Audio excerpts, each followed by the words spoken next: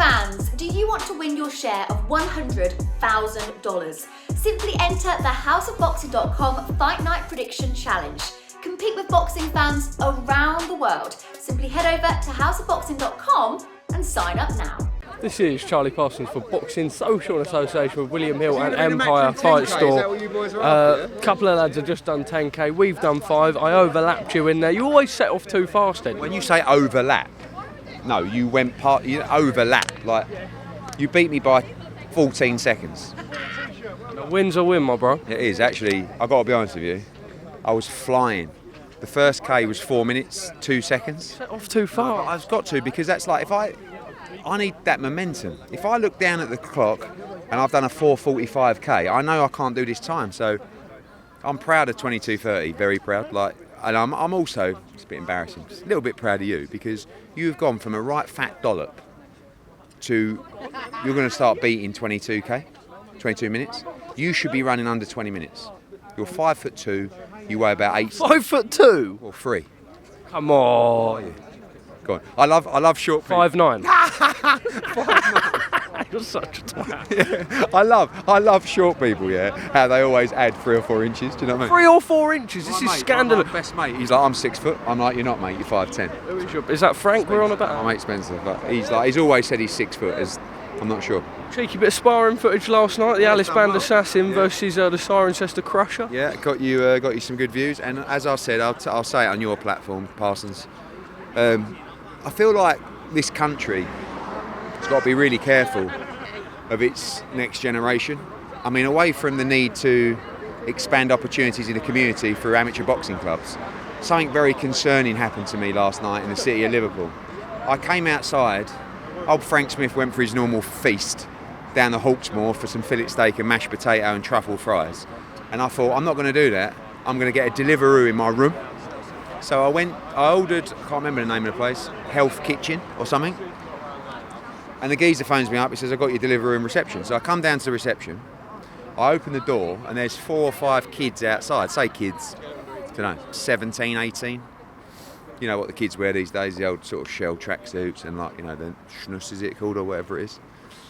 And that kid comes up to me, he goes, Eddie, can I have a photo, lad? I said, yeah, no worries, mate. No, he went, is Parsons staying here? I said, sorry? He went, Charlie Parsons, is he staying in this hotel? I'm like, no, he's at one man in the corner. Oh, do you know what hotel he's at? I'm like, oh my God.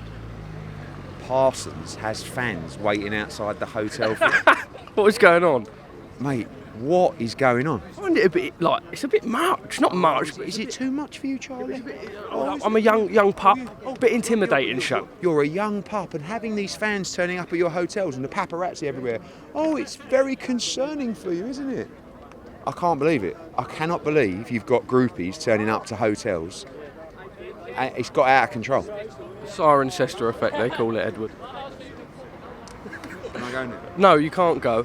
Tonight, Catterall-Linares, also Shabaz Masoud off the card. Do you want to talk a little bit about that? Yeah, he was ill yesterday. Like, he weighed in, he made weight, but he wasn't well before the weigh-in. And it was just like, and I saw people say, you said it's unusual for people to pull out on fight week. Yeah, with an injury. When you have a stomach bug or whatever he has and he's throwing up, like, he made the right decision. But we've got a fight date for him coming up sooner than you think. And he'll feel better today, tomorrow. So it's not a case of he's going to need a long time out. But we actually had about 6 fights on the TV tonight, and now we've got 5, which is still a lot. But it means an earlier main event. We're probably looking at 11 o'clock before, so you could probably be hopefully closer to 10. But Shabaz will be back soon. And then just on the card itself?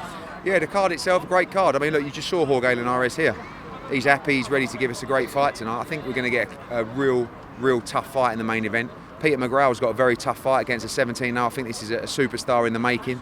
Look out as well for Aqib Fiaz against Regis Prograis for the Commonwealth title. I love that fight. Jack Turner sold 1,000 tickets. He's going to be lighting up the place. And also Khalid Majid against Tom Farrell. Good fight. And even on before the bell, look out for the Paddy Lacey fight. Campbell Hatton's in a tough fight as well. Muhammad Ali as well. Who have I missed? Damn, one more. Say Campbell Hatton. Said Campbell Hatton. Paddy Lacey. William Croller as well in his second fight. So good little card. Good before the bell action. Tune in early. And and enjoy the show on DAZN. 2 more quick ones. Stanionis Thurman is now clashing with Haney Prograis. Your thoughts on that? Thurman against Stanionis, mate. Couldn't think of any. I mean, Keith Thurman's he's lost all momentum. Great fighter, but Haney Prograis the fight, mate. 10,000 tickets sold. It's going to be a monster show. Tyson Fury did an interview yesterday. Just one of the comments I'll go through too. He said that Ngannou is a harder puncher than Usyk. Well, maybe. No, don't be ridiculous. He can't punch properly. You'll see. He can't. These guys, they're not strikers. They don't train to punch every day. So no. So he's not more dangerous than Usyk then. We've got to ask you, Edward. And then just lastly, I'm going to read. I actually mean this, right? Ngannou against Fury is like the likelihood of Ngannou winning is like you fighting me. What, me winning easily, comfortably? I actually mean that. Like, you could chin me with my chin in the air. I could let you chin me, and it wouldn't even have any effect on me. And that's the same for Ngannou against Fury, honestly. Then just lastly, Anthony Joshua's comments. He said that he enjoyed the series, and also why is he staying enjoyed keeping up with a Fury series, and why is he staying in a pitch black room for 4 days? Because when you can't get out of the limelight, when you can't get out of the public eye, I think that sounds quite attractive. I'd like to go and do that.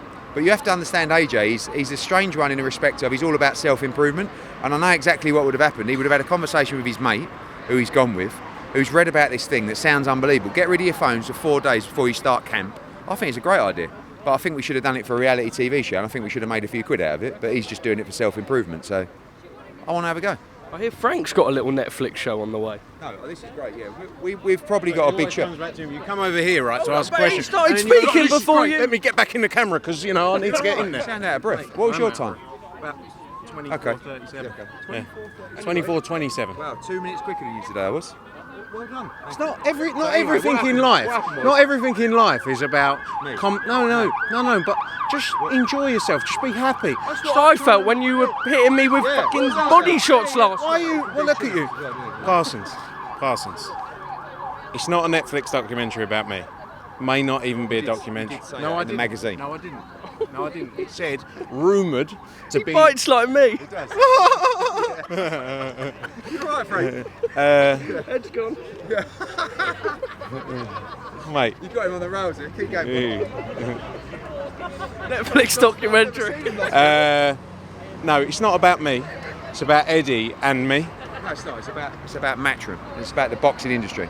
But in Frank's recent article, it was Netflix documentary coming up about Frank Smith. No, that's not what it said. I promise you that's not what it said. But anyway, enjoy it. We're great company. You'll love it. You've absolutely done him up like a kipper.